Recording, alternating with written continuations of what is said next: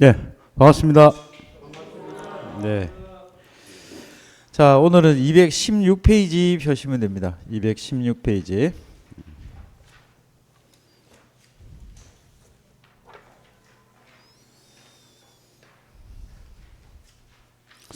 이제 제가 오늘 농금원에 이제 그 담당자하고 통화를 잠깐 했는데, 이론서가 아마 다음 주가 공지가 될 것 같아요. 그래서 뭐 빠르면 이제 월요일, 화요일, 보통 금요일 날 하는데 이렇게 확실하게 며칠이라고 안 해줘. 3월 초라고 했으니까 3월 3일이 이제 노는 날이니까, 쉬는 날이니까 뭐 예상으로는 3월 4일 화요일쯤 공지가 될 것 같아요. 올해 이제 1차 시험이 한 달 정도 앞당겨졌기 때문에 이론서의 공지도 작년에는 3월 19일자에 공지가 됐어요. 3월 19일자에 공지가 되고 수정 과정을 거쳐서 4월 19일 날 최종 공지가 됐단 말이에요. 올해는 이제 3월 초에 공지를 해서 3월 말에 최종 수정 공지를 하겠다. 이렇게 답변을 받았어요. 1차 말고 2차. 1차는 상관없고 2차. 그래서 일단은 현재 이론서의 수정 방향은 이제 약관을 기준으로 하고, 그게 이제 작년 6월 달에 손해평가사용 업무방법서가 개정이 됐거든요. 그거하고 이렇게 완벽하게 일치하면 딱 좋은데 또 일치하지 않는 부분들이 꽤 있어요. 그래서 어떻게 이제 이론서가 나올지, 전체적인 윤곽은 뭐 우리 수업했던 내용에 대부분 적용이 될 것 같은데, 그 중에서 일부 부분들이 이제 손해평가사용 업무방법서에 있는 내용 중에 수확량 조사 방법이라든지 이런 방법이 조금은 추가된 게 있어요. 그건 아직 우리가 설명을 안 드렸는데 그 내용이 아마 조금 추가가 될 것 같아요. 그래서 그동안 우리가 배운 거에서 조금 정도 더 수정이 있을 거다, 그렇게 예상을 하시면 될 것 같아요. 그리고 오늘 우리가 이제 배우는 과정이 종합위험 시설작물하고 버섯 요 파트하고, 그 다음에 이제 4대 시설 중에서 이제 비가림 시설을 중점적으로 해서 정리를 하고, 다음 주까지 해서 시설이 끝나고 그 다음 주에는 가축이 들어가니까 3월 둘째 주 중반쯤 되면은 한 바퀴가 다 끝이 나요. 그리고 나면 남는 주차 동안에는 앞에 이제 적과전 종합위험 과수, 그다음에 종합 과수를 한 번 더 다루어 드릴 예정입니다. 그렇게 참고하시고요. 자, 지난 우리가 수업을 했을 때 잠깐 오류가 있어서 바로 잡을 게 있어요. 우리가 이제 그 논작물부터 해서 밭작물까지 해서 보장하는 방식 중에 첫 번째가 기억나시는 게 이제 이정제조파 기억나시죠? 첫 번째가 두 번째가 정, 세 번째가 제, 그 다음에 네 번째가 조, 그 다음에 다섯 번째가 파. 자, 이걸 논밭으로 구분할 수 있다라고 했죠. 첫 번째 이가 뭐예요? 얘는 이양, 직파, 불능. 얘는 논이죠. 논 했으니까 그 다음 뭐로 가야 돼요? 밭. 그러니까 제정신이가 되겠죠. 그래서 얘는 제정식.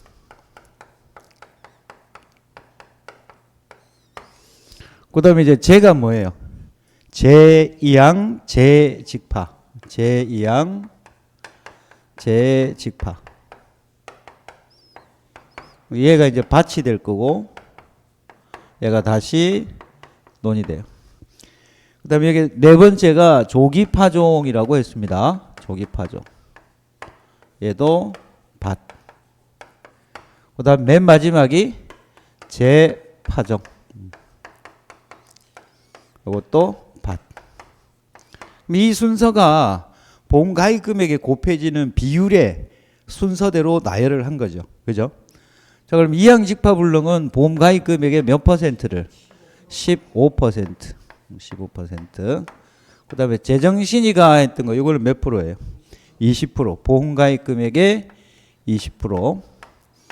얘는 보험금의 지급 사유가 면적 비율이 자기 부담 비율을 초과하면이라고 했습니다. 그죠? 요거하고 플러스 되는 게 생산비 보장. 생산비 보장에 뭐 있었어요? 재정식하고 재파종. 그러니까 이게 수확 감소 바짝물이고 수확 감소 바짝물, 수익 감소 바짝물의 양배추가 재정신이가라고 했었고, 그다음에 이제 생산비 보장의 재정식과 재파종, 고추와 브로콜리를 포함해서 전 품목이 얘를 보장한다고 했는데 얘와 얘의 보험금의 지급 사유가 동일하죠. 조금 전에 면적 비율이 자기 부담 비율을 초과하면 보험가입 금액의 몇 프로? 20%의 면적 비율을 곱해서 보험금을 지급한다라고 했습니다. 그죠? 그 다음에 제2항 재직파는 몇 프로예요? 얘가 20%니까 얘가 25%. 지난주에 아마 얘를 갖다가 여기다가 집어넣은 것 같아. 그죠? 네? 같이 했어요. 그래서 얘는 25%인데 얘가 20%죠. 왜 그때는 이야기를 안 하고. 그래서 뭐 다 아니까 그랬던 것 같은데 또 동영상 보시는 분들은 또 착오를 일으킬 수 있으니까 얘는 몇 프로다? 25%다. 근데 얘는 이제 보험금의 지급 사유가 어떻게 돼요? 보험금의 지급 사유. 면적 비율이 10%를 초과하고 얘는 면적 비율이 자기 부담 비율을 초과하고 차이가 있다는 거. 요거 이제 바로 잡습니다. 조기 파종도 몇 프로예요? 25%의 얘는 표준 출현 피해율이죠. 그 다음에 재파종은 몇 프로예요? 35%. 그래서 지난 시간에 요 부분을 25%인데 20%로 설명해 드린 부분 요거 수정해서 바로 잡습니다. 그 다음에 또 하나 오류가 있었는데 우리가 이제 병충해를 보장하는 거에 있어서 자, 병충해를 보장하는 거. 첫 번째, 과수작물 중에 복받은 놈. 복분자하고 복숭아가 있는데 병충해 쪽으로 복받은 놈은 복숭아. 복숭아. 그 다음에 두 번째, 과수 다음에 이제 병충해를 보장하는 게 논작물의 뭐예요? 벼. 그 다음에 세 번째는 이제 밭작물로 넘어오죠. 수확 감소 밭작물이 있습니다. 수확 감소 밭작물. 그 다음에 농업 수익 감소 보장 밭작물. 그죠? 그럼 여기서 보면은 감자 얘는 수확 감소에서도 보장을 하고, 그 다음에 수입 안정, 농업 수입 안정. 수입 안정 보장에서 보장하는 감자는 세 가지 다가 아니라 봄, 고랭지, 가을이 아니라 얘는 가을만 해당이 되죠. 여기는 뭐만? 가을만. 그 다음에 네 번째가 누구였어요? 고추. 자, 이 네 가지가 병충해를 보장하는 품목인데, 그죠? 병충해를 원인으로 해서 경작불능을 보장하는 품목이 지난 시간에 제가 벼만이라고 했던 것 같아요. 벼만. 근데 여기 보니까 뭐도 있어요? 감자도 포함이 되겠죠. 감자도 병충해로 인해서 경작불능은 보상을 받는다. 그러면 두 가지 정정을 해 드린 겁니다. 이해되셨죠? 자, 이제 본 수업으로 들어가서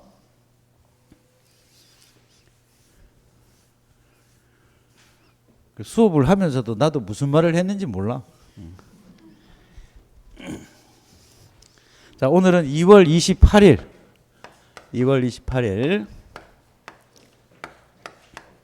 오늘 2월 28일이니까 2월의 마지막 날이네요. 186일인가 남았더라고. 186일. 자, 이거는 오늘 배울 내용은 원예시설 작물 및 버섯 작물.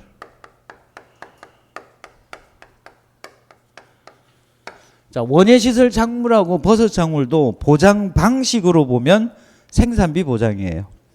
이 생산비 보장이니까 사고 시점까지 투입된 경과 비율에다가 피해율을 곱해서 보험금을 지급하는 방식인데 특이사항이 얘는 소손해면책이라는 게 있어요. 소손해면책. 이걸 우리 교재에서는 소손해면책이라고 부르진 않지만 그러한 개념으로 접근을 하시면 될 것 같아. 그러니까 얘는 계산된 생산비 보장 보험금이 얼마를 초과해야 된다. 10만 원을 초과하면 보험 가입 금액을 한도로 전액 보상하는 거예요. 그래서 이 소손해 면책금이 얼마다라고 생각하시면 된다. 10만 원. 10만 원 이하니까 10만 원까지는 보상을 안 해요. 10만 1,000원 이렇게 10만 원을 넘어서면 보상을 한다는 것이고, 다른 품목하고의 또 차이점이 뭐가 있느니까 얘는 자기 부담 금액이 있다 없다. 자기 부담 금액이 없다.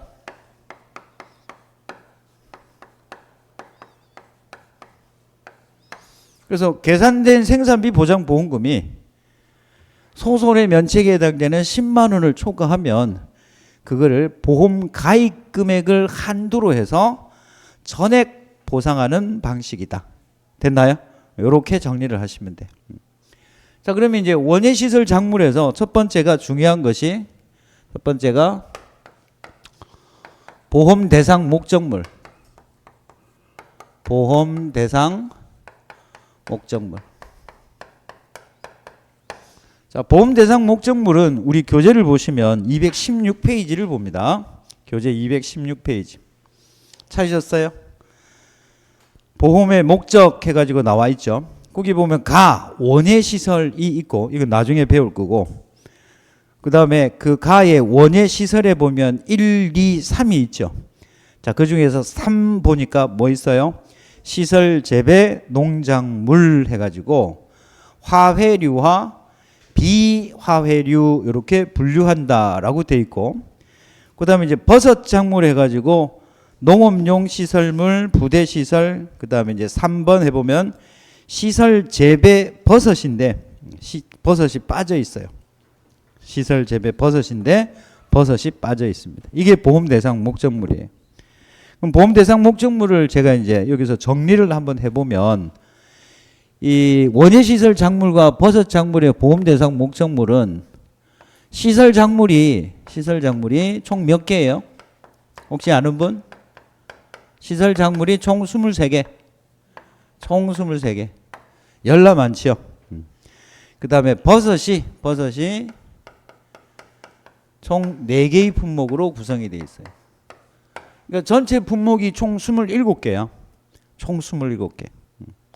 그 중에서 시설 작물을 분류할 때는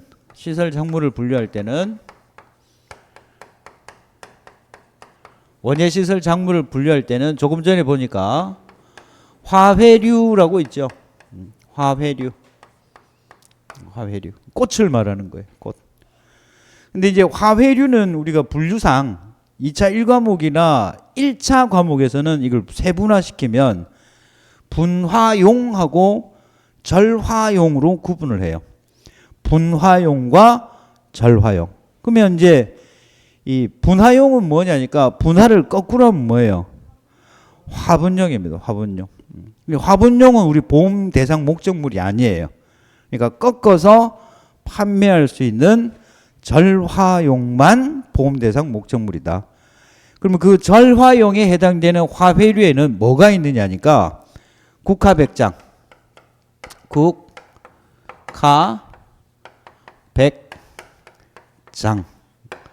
국이 뭐예요? 국화, 카네이션, 백합, 장미, 이렇게 4가지를 우리가 절화용이라고 불러요. 그래서 화훼류는 10중 8구 얘는 신용불량에 걸려요. 국민카드가 무려 100장을 갖고 있기 때문에 카드 돌려막기 하면은 100% 신불에 걸리겠죠. 그래서 국민카드 100장이다. 이렇게 기억을 하세요. 나중에 이제 그 준비기 생산비 개수 때문이라도 암기를 해 두셔야 돼요. 화훼류가 아니면 뭐가 있느냐니까 비화훼류가 되겠죠. 비화훼류. 비화훼류는 이제 1차 과목에서 우리가 이렇게 분류를 하면 이제 뿌리를 먹는 거, 이것들을 우리가 이제 근체류라고 불러요. 뭐라 부른다고요? 근체류. 그 다음에는 이제 잎사구나 줄기를 먹는 거는 엽경체류. 그 다음에 얘가 과일인지 채소인지 구분하지 않는 거는 그냥 과체류라고 부르는데, 우리가 2차 2과목에서는 얘를 제외하면 23개의 품목 중에서 얘들을 제외하면 전부 다 뭐가 된다? 비하회류다. 이렇게 구분을 하시면 돼요. 됐나요? 근데 이거는 이제 시험하고는 전혀 무관하지만 실질적으로 이 23개를 저는 외웠었어요. 옛날에 공부할 때. 그게 이제 고, 부, 장, 딸, 미, 국, 합, 쑥, 참, 가. 고부장 딸이 푸드파이트, 쯔양처럼 이제 이거 뭐지? 먹방 같은 거 촬영하는 사람이야. 그래서 고부장 딸이 미국 합숙에 참가해서 멜론을 팍팍 묶고 멜론을 팍팍 먹어서 상금을 타서 오토카 타고 호수에 배 타러 감. 이 23개를 글자를 따가지고 옛날에 이렇게 암기를 했어요. 여러분도 이거 암기할 필요가 없어. 근데 이제 여기서 앉아 보니까 이 고가 뭐예요? 고구마? 고등어? 고추겠죠. 근데 이제 시설 작물의 고추는 지금 현재 이론서 기준으로는 풋고추만 해당이 되고, 그다음 우리가 앞에서 생산비 보장에 그 양념 만들 때 쓰는 홍고추 배웠죠. 생산비 보장의 노지 밭작물에서는 홍고추가 보험의 목적이고, 시설 재배 고추라고 하게 되면은 얘가 뭐라고요? 풋고추를 뜻해요. 그런데 25년 기준으로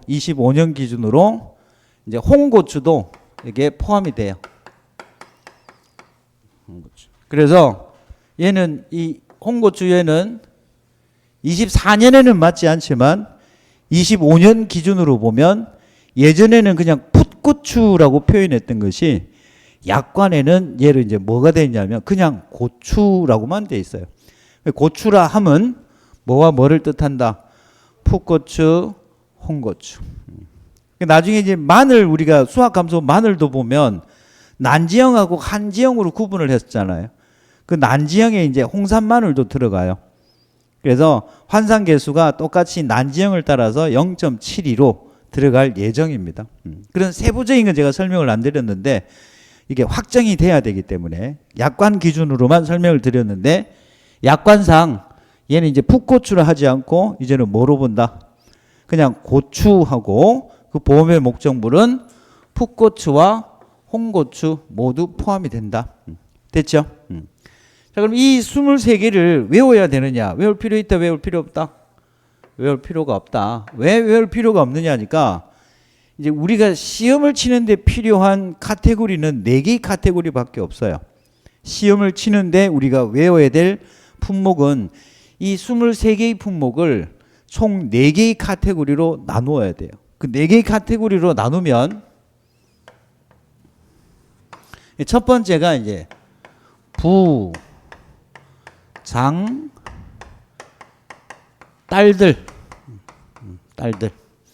딸들이니까 단수가 아니고 복수죠. 여러 개라는 뜻이에요. 이 부장딸이 고부장딸이겠죠. 딸들이 얘가 이제 대부분 나이대가 요즘은 결혼을 빨리 안 하잖아요. 그래서 인구가 많이 축소가 돼서 우스갯소리로 친구들 만나면 부산은 노인과 바다다 뭐 이렇게 이야기를 하는데, 이분들이 빨리 시집을 가셔야 되는데 아직 40대가 됐는데 아직 시집을 못 갔어. 그래서 인구가 줄고 있는데 왜 시집을 안 가냐. 그래서 무시당하고, 그래서 쪽팔려서 쑥스러워하더라. 이렇게 4개의 카테고리로 암기를 하시면 돼. 그러니까 여기 있는 총 23개의 품목을 어떻게 분류한다? 부장, 딸들. 이때 딸들은 몇 대 딸들이라고요? 40대. 이유가 있어요. 왜 40대인지. 그래서 무시당하고 쪽팔리고 쑥스러워하더라. 요 카테고리만 암기하시면 돼. 그럼 이게 어떤 기준으로 했느냐니까 이 원예시설 작물은 조금 전에 생산비 보장이라고 했잖아요. 그럼 우리가 앞에서 배울 때 생산비 보장에서는 중요한 것이 사고 시점까지 투입된 경과 비율이 중요하겠죠. 그래서 여기 있는 부추는 경과 비율이 없어요. 부추는 아시는 분은 알겠지만 한 번 심으면 여러 번 잘라서 수확을 할 수 있어요. 여러 번 수확할 수 있기 때문에. 그 다음에 장미는 유일하게 나무입니다. 뭐라고요? 나무. 나무는 보통 이 장미 같은 경우에도 우리 현재 교재에서는 국화만 스탠다드형이라든지 스프레이형이라든지 이렇게 분류가 되어 있는데 장미도 스탠다드형이 있고 스프레드형이 있어요. 근데 이제 이 장미도 시설 재배용 장미만 보험의 목적이 되는데 보통 우리가 이제 관상용이나 조경용으로 쓰는 장미는 수명이 그래도 한 10년은 가요. 근데 얘는 보통 수명이 한 3년에서 5년 정도 갑니다. 그래서 나무니까 그래서 장미의 단위 면적당 보장 생산비를 보면 1년, 2년, 3년, 4년, 5년 이상 이렇게 표현이 되어 있거든요. 그러니까 나무니까 역시 경과 비율이 있다 없다? 없다. 그러면 부추와 장미는 경과 비율이 없는 품목이다. 경과 비율이 없다라는 말은 생략되었다라고 본다라고 했죠. 이 두 개는 경과 비율이 없는 거예요. 그럼 경과 비율이 있는 놈은 누구냐니까 딸들하고 무시쪽쑥이 경과 비율이 있다. 그럼 경과 비율을 알려면 뭐를 알아야 돼요? 경과 비율을 알려면 자, 이런 식으로 한참 생각하면 문제 못 풀어요. 경과 비율을 알려면 일단은 준비기 생산비 개수를 알아야 돼. 알파 값을 알아야 돼. 그죠? 그 다음에 이제 재배 일정을 알아야 되겠죠. 재배 일정은 크게 4가지가 나와. 정식 또는 파종 완료일. 그 다음에 수확 개시일, 수확 종료일, 그리고 사고일자. 요 4가지가 재배 일정 등을 통해서 우리가 알아야 되는 날짜인데 그 4가지 일자들을 알아야만 경과 비율을 알 수 있잖아요. 그죠? 그 중에서 중요한 게 이제 알파 값, 준비기 생산비 개수가 딸들은 전부 40%예요. 딸들은 전부 다 몇 프로라고요? 40%. 그래서 40대 딸들. 그 다음에 무시쪽쑥은 이건 전부 다 파종하는 작물입니다. 뭐 하는 작물? 뭐 하는 작물? 파종. 씨 뿌리는 거예요. 그럼 반대로 얘들은 그럼 정식하는 거네요. 그죠? 그죠? 스탠다드형 같은 경우에는 꼭 접목하는 거예요. 대목에다가 접목하는 거예요. 그러니까 얘들은 비용이 많이 들어가지만 얘는 비용이 적게 들어간다고. 그러니까 얘는 몇 프로냐니까 얘는 준비기 생산비 개수가 몇 퍼센트다? 10%. 옛날에는 10%도 안 줬어요. 농민들이 이제 대물을 했겠죠. 씨는 뭐 땅 파면 그냥 나오나? 내가 다 일일이 다 육묘를 해가지고 하는 건데. 그래서 10%가 보장이 됐다. 딸들은 몇 프로라고? 40%. 그럼 일반적인 게 40%라면 재활용할 수 있는 거는 몇 프로일까요? 재활용하는 거니까 절반으로 줄겠죠. 그럼 여기서 보면은 화훼류 중에서 국화백장이 있는데 국화백장 중에서 국민카드. 이 사람이 왜 국민카드를 100장이나 만드느냐니까 국민카드 있으면 20% 할인해 준대. 국민카드 있으면 몇 프로 할인해 준다고? 20%. 그래서 재절화. 뭐라고요? 재절화. 한번 꺾고 나서 다시 한 번 더 꺾을 수 있는 요게 이제 국화예요. 국화와 백합은 얘는 다시 절화했으니까 이게 딸들 안에 뭐가 들어가요? 국화 백장이 다 들어가잖아요.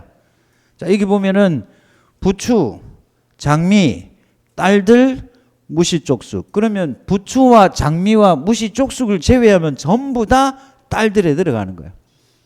딸기 등 이렇게 암기하셔도 되는데 암기하기 쉽게 그냥 딸 등으로 암기하시면 된다고. 그럼 이 국화백장 4개의 화폐류가 있는데 그 4개 중에서도 뭐가 가능한, 재절하가 가능한 국화는 몇 퍼센트다? 얘는 다시 절하해서 쓰는 거니까, 재절하는 거니까 당연히 투입된 생산비도 이미 심어져 있는 거에 꽃이 나오면 한 번 더 꺾는 거니까 당연히 비용이 적게 들 거다. 그래서 몇 프로? 20%. 얘가 이제 40%, 얘가 20%. 그죠? 그 다음에 이제 여기서 얘네들은 전부 다 뭐예요? 이 40%와 20% 얘가 뭘 뜻하는 거예요? 40%, 20%, 그 다음에 10%. 이 세 가지를 전부 다 뭐 뜻하는 겁니까? 준비기, 생산비, 계수인, 알파를 뜻하는 거죠. 그죠? 근데 이제 딸들 중에서 그 현재의 작기 1작기 안에 사고의 시점이 수학 중일 때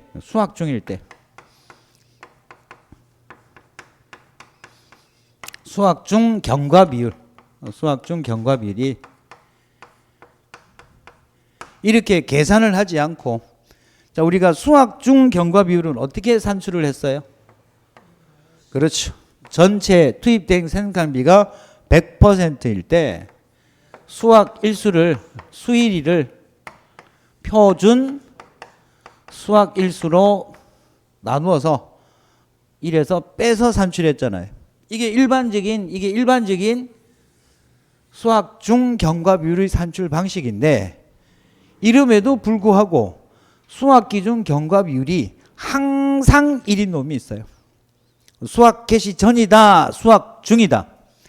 수학 중 경과 비율이, 수학 중 계산된 경과 비율이 이 계산된 경과 비율을 따르지 않고 무조건 1로 보는 품목이 있어요.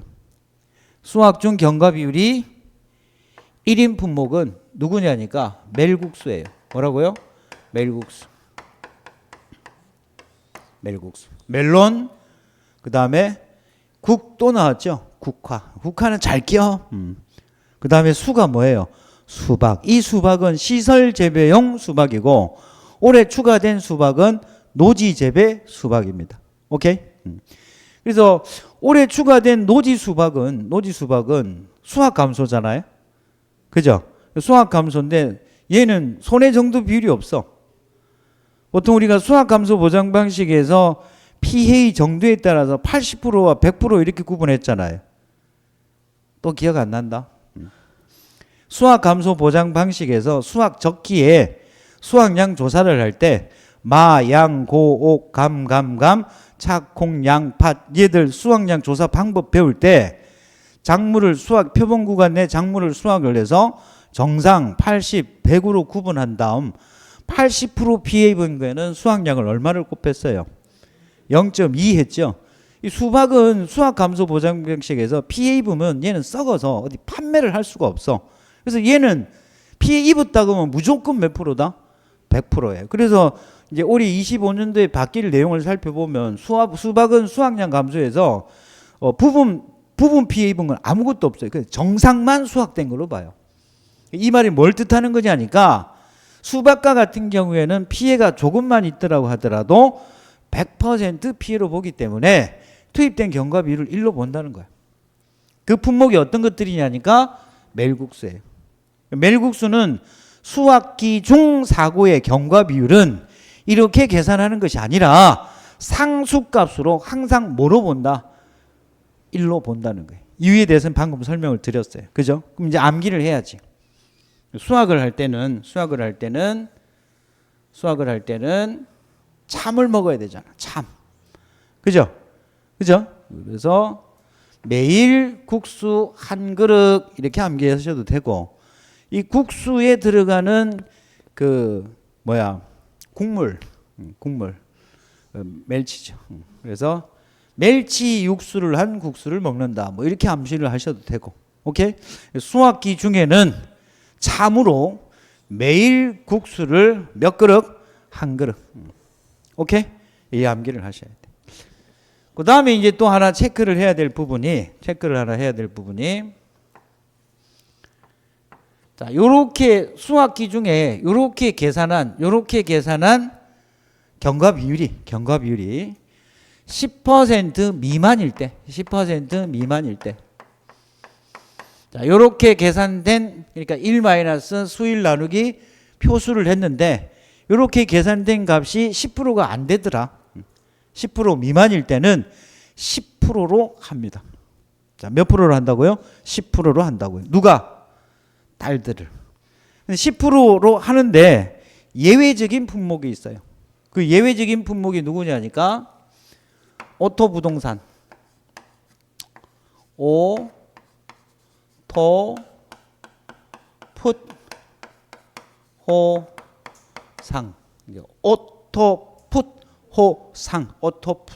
오토풋호상 빨리빨리 하면 오토부동산 나와요. 중개업 하시는 분들은 금방 외우겠네. 근데 이제 올해 이제 얘가 풋고추가 이제 뭐로 바뀐다 그랬어요? 고추로 바뀐다 그랬어요. 그죠? 고추로 바뀐다고 했잖아. 지금 현재로서는 풋고추로 돼 있지만 25년도에는 풋고추로 하지 않고 뭐로 한다? 고추로 하고 그 고추에는 풋고추와 홍고추가 같이 들어간다. 그죠? 이렇게 바뀌겠지만 오토풋호상으로 암기하시면 된다고. 됐나요? 자, 한 번만 더 정리할게요. 자, 수학 중 경과 비율은 1에서 수학 일수를 표준 수학 일수로 나눈 값을 1에서 빼서 산출한다. 이게 기본이죠. 그죠? 그럼에도 불구하고 수학기 중에 경과 비율이 항상 1인 품목은 메일국수 한 그릇, 멸치 육수에 국수 한 그릇, 멜국수는 경과 비율을 뭐로 본다? 1로 본다. 또한 이렇게 계산된 경과 비율이 10% 미만일 때는 최소 몇 프로를 인정을 해준다?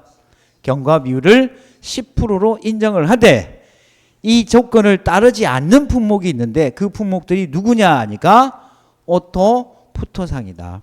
됐나요? 그러면 왜 얘들은 오토풋호상은 10% 미만이라 하더라도 10%까지 인정을 해주는 것이 아니라 계산된 값을 그대로 쓴다는 거잖아요. 그죠? 얘들은 우리가 이제 표준 수학 일수 이거는 사전에 설정된 값을 쓰지요. 표준 수학, 예를 들어서 우리가 앞에서 배웠던 고추의 표준 수학 일수는 며칠이었어요? 표준 수학 일수란다. 표준 생장 일수가 100일. 그 다음에 브로콜리가 130일. 이렇게 정해진 사전에 설정된 값을 써요. 근데 여기 있는 오토풋호상을 제외하고 나머지 품목들은 이 표준 수학 일수나 수학 일수, 생장 일수 이런 것들이 사전에 설정된 값으로 정해져 있어요. 근데 얘들은 정해져 있지 않다. 그런 거예요. 얘들은 사전에 설정된 값이 아니라 말 그대로 표준 수학 일수는 그냥 수학 개시일로부터 수학 종료일까지 일수로 한다는 거예요. 실제로 수학이 시작된 날로부터 해서 실제로 수학이 종료된 날까지를 표준 수학 일수로 본다는 거니까 사전에 설정된 값을 따르는 놈들은 말 잘 들었으니까 10% 떨어지면 10% 밑으로 떨어지면 10% 줄게. 근데 얘는 일종의 표준화되어 있지 않잖아요. 무슨 말씀인지 알겠죠? 그래서 얘는 계산된 값을 그대로 쓴다. 우리 교재 몇 페이지를 잠깐 보시느냐 하면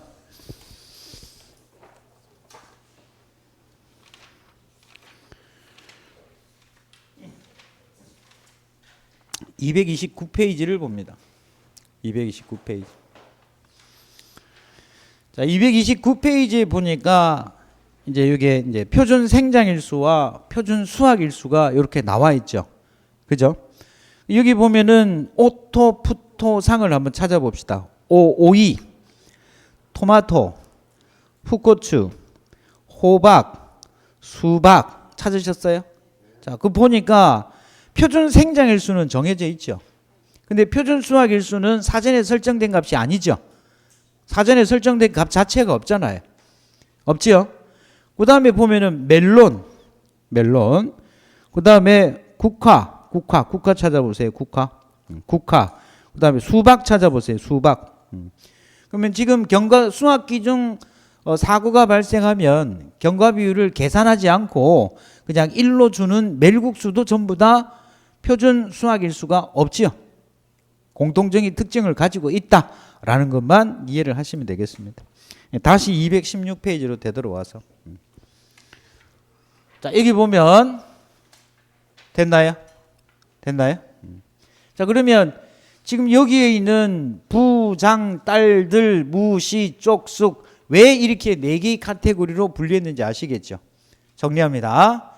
얘들은 경과 비율이 있다 없다? 없다. 대신에 이제 부추 같은 경우에는 경과 비율이 없지만 계산된 생산비 보장 보험금의 70%까지만 인정을 해요. 부추는 몇 프로? 경과 비율은 아니지만 부추에 치읓 들어갔잖아요. 얘는 몇 프로 인정한다? 70%. 됐나요? 그 다음에 장미는 왜 따로 분류를 했냐니까 장미는 나무잖아요. 보장 생산비가 틀려요. 나무가 죽었을 때의 보장 생산비와 나무가 살아있을 때의 보장 생산비가 달라요. 단위 면적당 나무 고사 시 보장 생산비와 나무 생존 시 보장 생산비가 다르기 때문에 따로 분류해 놓고 나무이기 때문에 경과 비율이 있다 없다? 없다. 부장은 경과 비율이 없지요. 딸들과 무시 쪽숙은 경과 비율이 있기 때문에 여기에 있는 총 23개의 품목을 이렇게 카테고리로 분류한 것이다. 정리됐죠? 자, 그 다음에 이제 시설 작물 다음에 이제 뭐가 있느냐니까 버섯이 있어요. 뭐가 있다? 버섯. 자, 버섯은 여기 품목이 지금 몇 개 돼 있어요? 품목은 4개인데 카테고리상 얘는 5개로 분류를 해야 돼요. 그러니까 버섯의 배양지가 버섯을 어디에 키우느냐에 따라서 분류가 달라진다는 거예요. 그래서 버섯의 경우에는 이렇게 5가지로 분류를 합니다. 첫 번째가 표고버섯. 표고는 전통적으로 참나무에다가 키우죠. 참나무에다가 드릴을 구멍을 내 가지고 거기다가 종균을 접종을 한다고. 그래서 표고 중에서도 어디에 재배하는 거? 원목 재배하는 거. 그 다음에 이제 표고 중에서도 원목이 비싸잖아. 그죠? 비싸니까 얘를 대체한 것이 뭐냐니까 톱밥이라고 있습니다. 뭐라고요? 톱밥. 그 다음에는 이제 새송이 있어요. 이 새송이는 재배 방식이 병 재배만 가능합니다. 플라스틱 병에다가 안에다가 이제 버섯을 키울 수 있는 것들을 집어넣고 배양을 시키는 거예요. 그 다음에 느타리가 있는데 느타리, 양다리. 느타리는 뭐다?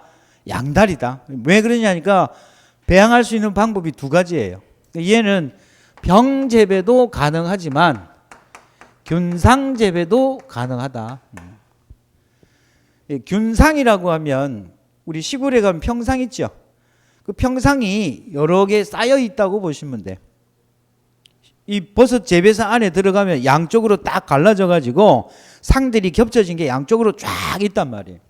그 위에다가 솜하고 볏짚하고 이런 것들을 섞어 가지고 밭처럼 만들어요. 흙처럼 만들어. 거기에다가 종균을 접종을 해서 이제 까만색으로 멀칭을 해서 버섯을 키운단 말이에요. 그게 균상이에요. 그 다음에 이제 양송이가 있겠죠. 양송이는 균상 재배만 가능합니다. 자, 그럼 우리가 버섯의 보험 대상 목적물은 품목별로 하면 4가지 품목입니다. 표고가 하나니까. 근데 이거를 배양지를 어디서 배양을 하느냐에 따라서 분류를 하면 세분화시키면 5가지로 나누어지는데 이때 암기 코드는 표고에 피읍을 따고 또 표고에 피읍을 땁니다. 그래서 프랑스 파리 피읍 프랑스 파리에 가면 아주 유명한 강이 있죠. 똥강이라고 있어요. 똥강. 그때 올림픽 때 한창 막 시끄러웠죠. 저 들어본 데서 어떻게 수영을 하느냐고. 그래서 세느강 했으면 딱 좋았을 건데 이제 억지로 맞추다 보니까 이제 프랑스 파리 세느강 해서 세느양 됐죠? 그럼 이렇게 5개의 품목을 암기를 하셔야 되고, 그럼 얘들을 왜 이렇게 분류를 했느냐니까 나중에 이제 배우겠지만 표고의 원목, 지금 여기에 보면 시설 작물은 하우스에서 키우니까 밭에서 키우는 거잖아요. 땅에서 키우는 거잖아요. 그래서 얘는 단위가 전부 다 면적이에요. 하우스의 땅에다가 키우니까 면적 개념이 들어갑니다. 그래서 얘는 보험금을 산출을 할 때도 재배 면적에다가 단위 면적 땅 보장 생산비, 단위가 면적이라는 거. 근데 버섯의 경우에는 톱밥이잖아요. 저기 원목이잖아요. 그래서 얘는 단위가 원목수라고 불러요. 근데 어떤 경우에는 이렇게 본이라고 돼서 본. 이 본은 제가 예전에 한번 설명을 드렸죠. 갈고 기다단 막대 같은 거를 세는 단위. 그래서 제가 우스갯소리로 타박고 입봉 구다사이 담배 한 개피 주세요. 왜 담배를 세는 단위를 본이라고 했을까? 길고 가느다란 막대, 전봇대, 몽둥이, 젓가락 이런 것들은 일본에서 이거를 우리는 몇 개 하지만 일본은 입봉, 이치봉 이렇게 표현을 한다는 거예요. 오케이? 그래서 본수 또는 원목수 이렇게 표현을 하고요. 단위가. 그다음에 이제 톱밥은 이제 톱밥을 이 원목처럼 만들기 위해서 비닐 안에다가 그 톱밥을 압축을 시켜요. 압축. 비닐 안에다가 압축을 시키니까 우리 비닐 봉지가 있죠. 비닐 봉지. 그래서 얘는 단위가 배지수라고 하기도 하고요. 그 다음에 그 배지가 봉지 안에 들어가 있기 때문에 몇 봉 했느냐. 올해 몇 봉 했어? 봉수라고 불러요. 봉수. 그죠? 그 다음에 새송이는 얘가 병이니까 병수가 되겠죠. 균상은 상을 만들어서 밭을 만든 거잖아. 그러니까 얘도 단위는 면적이에요. 그럼 여기서 버섯의 면적은 다양하지요. 시설 작물의 단위는 전부 면적밖에 없어요. 근데 버섯은 원목수, 본수, 배지수, 봉수, 그 다음에 병수, 그 다음에 균상 같은 경우에는 면적 개념이니까 단위 면적 이렇게 표현을 합니다. 자, 그러면 이제 표고도 여기 나무라는 걸 알았네요. 그럼 나무니까 장미처럼 경과 비율이 없네요. 표고의 원목은 경과 비율이 있다 없다? 없다. 그 다음에 이제 표고의 톱밥하고 그 다음에 느타리의 균상. 느타리의 뭐라고요? 균상. 톱밥, 균상, 양송이의 균상. 얘들은 경과 비율을 계산하는 놈들이에요. 경과 비율을 뭐 한다고요? 계산하는 거. 그럼 경과 비율을 계산한다는 말은 수학기 이전에 발생하면 알파 플러스 1 마이너스 알파 곱하기 생장일수 나누기 표준 생장일수 이렇게 계산을 하든지, 수학 중일 때 1 마이너스 수학일수 나누기 표준 수학일수 이렇게 계산을 하는 품목이 표느양. 계산하는 품목이 누구라고요? 표느양. 그 다음에 이제 병재배인 놈, 병재배. 새송이와 느타리의 병재배는 얘들은 계산을 하는 게 아니고 일수에 상관없이 경과 비율이 정해져 있는 놈들이에요. 일수에 상관없이 경과 비율이 어떻게 되어 있다고요? 정해져 있는 품목들이에요. 그러면 계산을 해야 되는 품목부터 먼저 살펴봅시다. 자, 지금 설명하는 것은 경과 비율을 뭐 하는 거? 계산하는 품목. 경과 비율을 계산. 그러면 아까도 설명을 드렸어요. 경과 비율을 계산을 하기 위해서는 뭐가 필요하다? 준비기 생산비 계수인 알파하고 그 다음에 일수가 필요할 거 아니에요. 그죠? 일수가 필요할 거 아니에요. 그래서 이 경과 비율에 필요한 알파 값과 생장일수를 암기하셔야 되는데, 그럼 이 경과 비율 같은 경우는 조금 전에 계산하는 놈이 누구라 그랬어요? 표노양이라고 그랬잖아요. 표노양. 표노양. 표고는 톱밥. 톱밥 배제. 그 다음에 느타리. 그 다음에 양송이. 이 두 가지 다 균상재배죠. 균상재배. 그럼 준비기 생산비 계수가 표고는 어떻게 되느냐니까 U3이에요. 뭐라고요? UU3. 친구한테 니 뭐하노? 나 톱질한다. 톱질한다. 이 좋은 날에. 그래서 내가 뭐라고 답변했겠어요? 불쌍하다고. 이렇게 문자에다가 UU3. 친구가 이게 좋은 날 톱질하고 일하고 있대요. 그럼 여러분들이 이제 아이고 측은하다는 뜻으로 이렇게 이모티콘을 보낼 거 아니야. UU3. 그래서 얘는 준비기 생산비 계수가 66.3% UU3. UU3. 그러니까 얘가 뭐라고 했느냐니까 느타리 얘가 뭐라고 했느냐니까 유치해요. 뭐라고요? 유치해요. 그러니까 얘는 67.6% 유치해요. 유치. 그러니까 양송이 이하는 이제 또 양반이라고만 치하라마. 치우3. 75.3%. 그럼 이거 지금 보니까 이 수치는 23년 기준 그대로네요. 그죠? 근데 이게 지금 그 손해평가 사용 업무방법서에는 바뀌어 있어요. 바뀌어 있는데 약관에는 현재 요 값 그대로 쓰고 있거든요.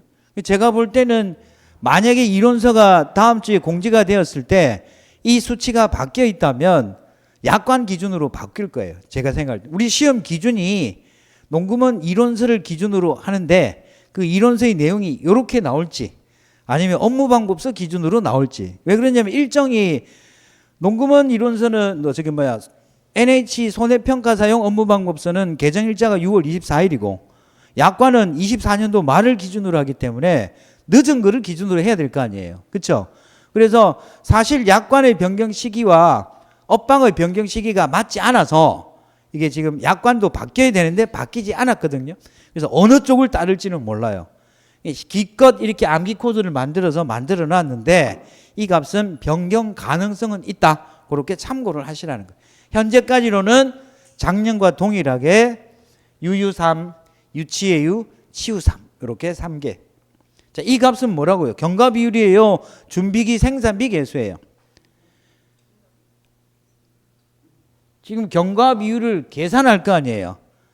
계산하는 데 필요한 알파 값이 이거라고. 경과 비율이 아니고 준비기 생산비 계수가 UU3, 유치유, 치우3. 됐죠?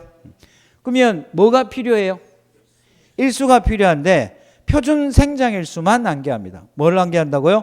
표준 생장일수. 표준 생장일수가 어떻게 되느냐니까 각각 90일, 28일, 30일이에요. 90, 28, 30. 암기해야 됩니다. 암기해야 됩니다. 90, 28, 30. 이 세 가지는 뭐라고요? 표준 생장일수. 표준 수학일수가 아니고 뭐라고요? 표준 생장일수입니다. 됐나요?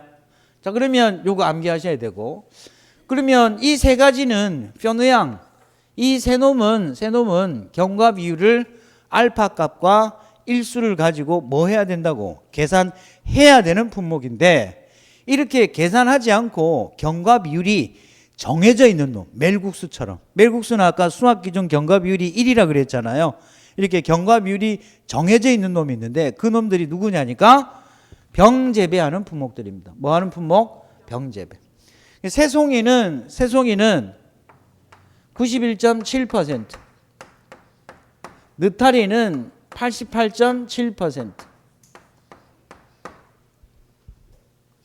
91.7%와 88.7%.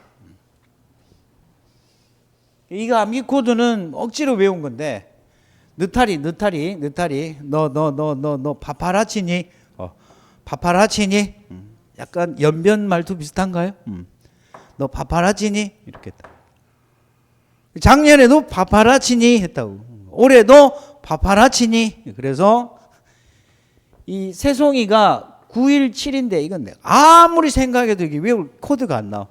그래서 917, 917, 9일째, 9일째 너 파파라치니 그러니까 9일째 새송해요, 새송해요 이렇게 하고 있는 거야. 죄송해요, 죄송해요. 됐어요? 뭐 이렇게 하든 저렇게 하든 외우면 끝이잖아요, 그죠? 그래서 너 파파라치니 했더니 죄송해요, 죄송해요 하고 9일째 이렇게 용서를 구하더라고. 됐나요? 그럼 여기 보면 새송이하고 양송이는 구분할 줄 알죠? 나는 이 공부하기 전에 얘도 구분 못하고 먹었어. 자, 식당에 갔어. 식당에 갔어. 소고기 먹으러 가면 소고기 먹으러 가면 그 불판 위에 버섯을 추가 주문하죠. 그죠? 그걸 내가 슬라이스해서 먹으려면 뭐 시켜야 돼? 이렇게 얇게 이렇게 썰어서 먹으려면 뭐 시켜야 돼? 새송이, 쇠고기, 이 새송이 이렇게. 근데 내가 이제 몸이 좀 호하니까 좀 액기스를 먹고 싶다.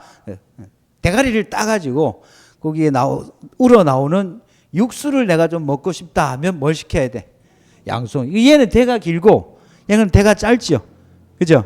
식당 가서 슬라이스 해 먹으려고 하는데 양송이 갖고 이렇게 주문을 하면 안 돼. 그래서 양송이, 새송이. 그럼 제가 이게 이제 표고 버섯을 카테고리를 이렇게 나눈 거를 어떤 기준에서 나눴느냐. 이게 품목이 총 지금 4개의 카테고리로 나누고 5개의 카테고리로 나눠야 되는데 보험금을 산정하는 데 있어서 경과 비율을 산정을 할 거예요. 그 경과 비율이 있는 놈도 있고 없는 놈도 있고 경과 비율을 계산해야 되는 놈도 있고 경과 비율이 아예 정해져 있는 놈들도 있더라는 거야. 그거를 기준으로 해서 이렇게 보험의 목적물을 이렇게 분류했다라는 겁니다. 됐죠? 지금 정리가 안 되면 수업 끝나고 동영상을 보시면서 다시 한번 정리를 하시면 돼요. 이 기준으로 정리가 되어야만 문제를 풀 때 이게 톡톡톡 튀어나와야 돼요.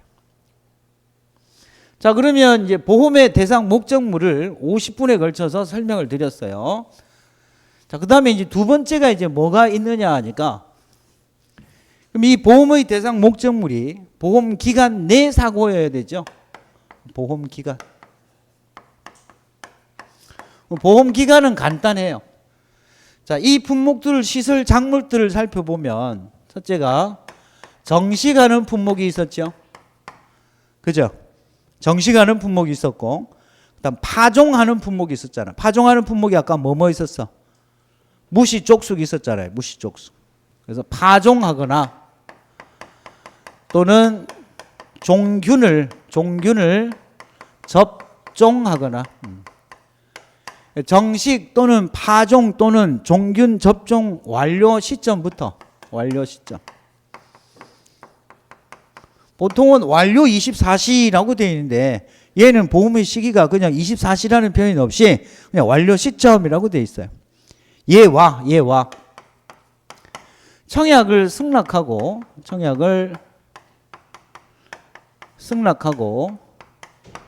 1회 보험료를 납입한 때 중 이 두 개 중 어느 쪽? 이 두 개 중 어느 쪽? 늦은 때입니다. 이거 늦은 때로부터 보험증권상 기재된 보험 종료일이라고만 돼 있어요. 시험에 나온다고 하면 얘를 이제 체크하는 문제 정도는 나올 수 있겠지만 크게 중요한 것은 아닙니다. 그러면 이 보험 대상 목적물이 보험 기간 내 보상하는 재해가 있겠죠. 보상하는 재해로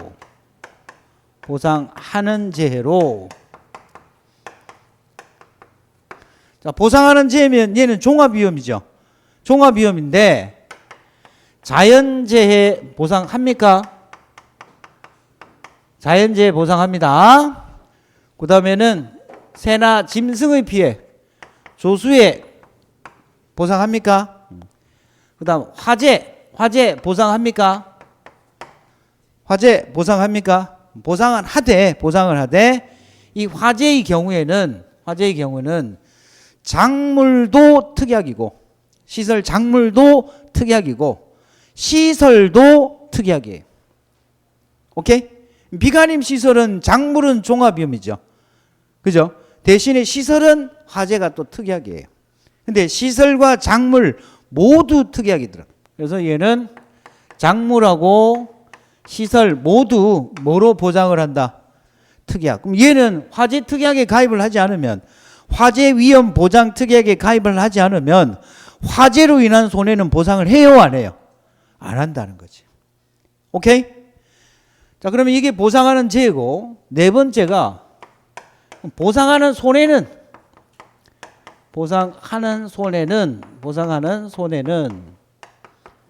요게 이제 2-1 과목에서는 시험에 자주 나올 수 있어요. 보상하는 손해는. 그럼 여기 있는 자연재해나 조수해나 화재 특약에 가입을 한 경우 이러한 재해로 인해서 첫 번째 농업용 시설물, 그러니까 구조체나 피복제로 구성되어 있는 농업용 시설물입니다. 이 농업용 시설물의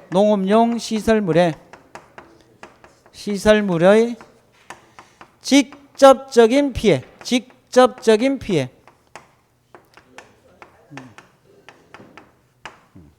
농업용 시설물에 직접적인 피해가 있는 경우에 보상을 합니다.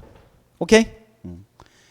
다시 한번 합니다. 보상하는 죄인 자연재해나 조수해나 특약으로 가입한 화재로 인하여 구조체나 피복제로 구성되어 있는 농업용 시설물에 직접적인 피해가 있어야만 이 작물을 뭐 한다고요? 보상한다고. 그래서 얘는 버섯과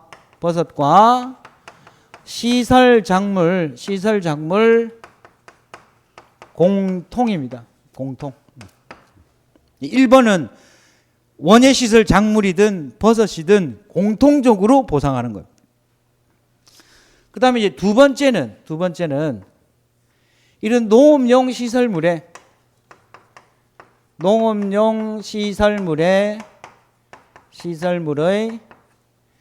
직접적인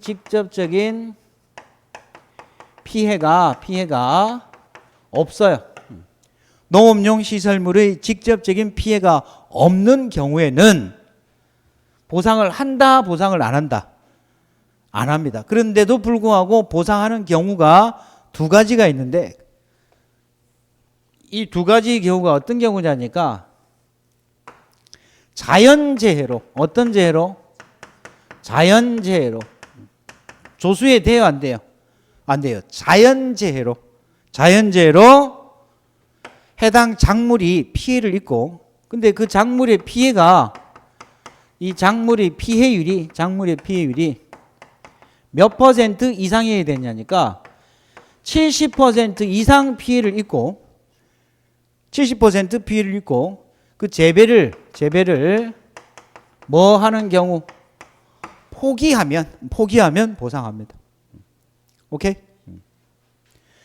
그 다음에 이제 세 번째는 시설의 직접적인 피해는 아니지만 기상특보 관련 재해로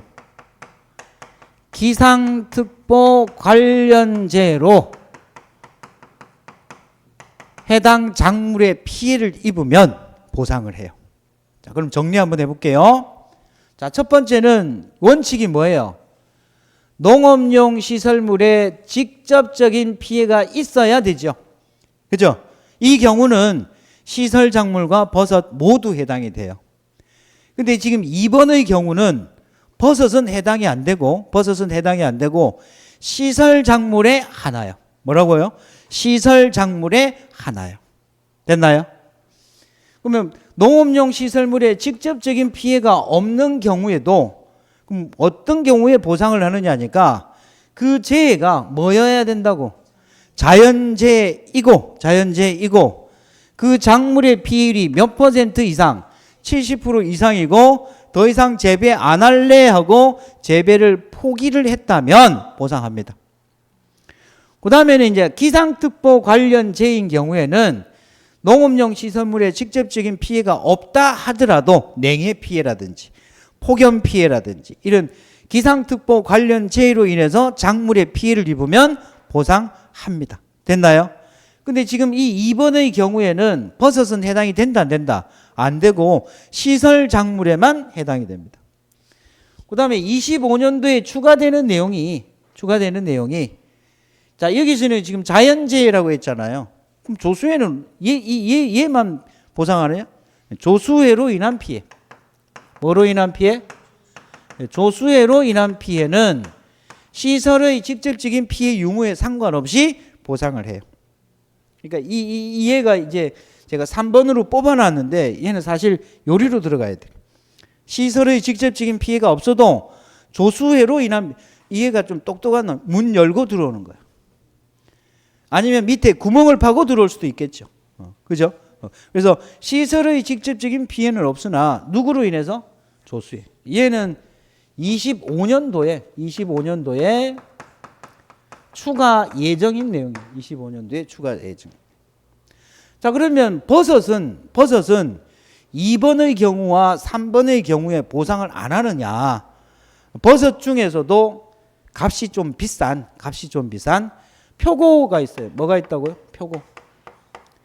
이 표고버섯은 특약으로 어디에 가입을 할 수 있느냐니까 확장위험 보장특약이라고 있습니다. 확장위험 보장특약.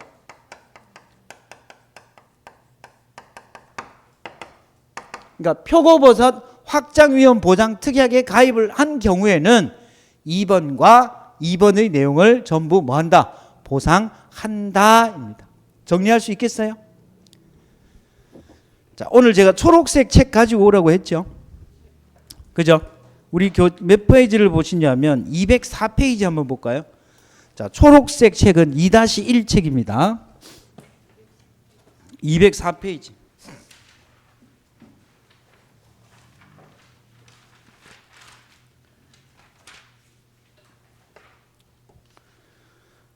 자, 204페이지에 보상하는 재해 해가지고 표가 하나 보일 겁니다. 찾으셨어요? 자, 거기에 보면 그 첫 번째 보통 약관 제일 아래쪽에 보면 거기 조수해 새나 짐승으로 인하여 발생하는 피해 바로 밑에 시설 작물 및 버섯 작물 해가지고 아래의 항목 중 하나에 해당하는 것이 있는 경우에만 위 자연재해나 조수해로 입은 손해를 보상한다라고 되어 있고 1. 구조체나 피복제 등 농업용 시설물에 직접적인 피해가 발생한 경우 설명드렸죠. 그 다음 두 번째 농업용 시설물에 직접적인 피해가 발생하지 않는 자연재해로서 작물의 피해율이 몇 % 이상? 70% 이상 발생하여 농업용 시설물 내 중요한 거 전체 작물을 재배를 포기한다는 것이 전체 작물의 재배를 포기하는 경우 가로 열고 뭐라고 되어 있나요? 시설 작물에만 해당. 자, 2번 다시 한번 봅니다. 가로 넣기 나올 수 있어요. 농업용 시설물에 직접적인 피해가 발생하지 않은 어떤 재해로서 자연재해로서 작물의 비율이 몇 % 이상? 70% 이상 발생하여 농업용 시설물 내 전체 작물의 재배를 뭐 했다고요? 포기하되 시설 작물에만 해당이 돼. 그럼 버섯은 해당이 안 된다는 거지. 자, 그 다음에 이제 3번. 기상청에서 발령하고 있는 기상특보 발령 지역의 기상특보 관련 재해로 인해 작물에 피해가 발생하는 경우 가로 열고 뭐라고 되어 있어요? 시설 작물에만 해당. 이 지금 조수해로 인한 피해 얘는 지금 없지요. 여기 이제 25년도에 뭐 된다고? 추가 예정이라는 거예요. 자, 그 다음에 이제 페이지를 몇 페이지를 보시느냐 하면 227페이지를 볼까요? 227페이지.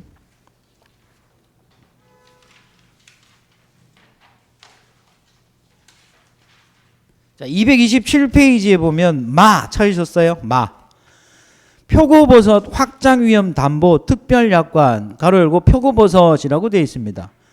자, 보상하는 재 해가지고 보통 약관에 보상하는 재에서 정한 규정에도 불구하고 즉 시설 작물에만 해당된다라고 했는데 다음 각 호 중에 하나 이상에 해당하는 경우에 자연재해 및 조수해로 입은 손해는 보상한다. 농업용 시설물에 직접적인 피해가 발생하지 않은 자연재해로 작물의 피해율이 70% 이상 발생하여 농업용 시설물 내 전체 시설 재배버섯의 재배를 포기하는 경우, 기상청에서 발령하고 있는 기상특보 발령 지역에 기상특보 관련 재해로 인한 작물의 피해가 발생하는 경우. 아까 가와 나의 경우에는 시설 작물에만 해당이 된다라고 했잖아요. 그렇죠?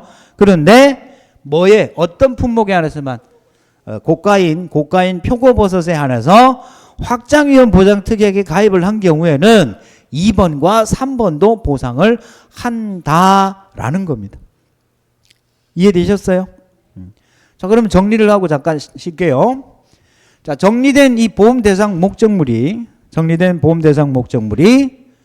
이 보험 기간 내 보상하는 재인 자연재해, 조수해, 화재는 특약으로 피해가 발생하면 보상하는 손해는 첫 번째, 일단은 1차적으로 농업용 시설물에 직접적인 피해가 있어야 버섯과 시설작물은 공통적으로 보상을 하고, 농업용 시설물에 직접적인 피해가 없는 경우에는 자연재해로서 대상 농작물의 작물의 피해율이 70% 이상이고 작물 전체의 재배를 포기하는 경우에 한하여 시설작물에 한하여서만 보상을 합니다.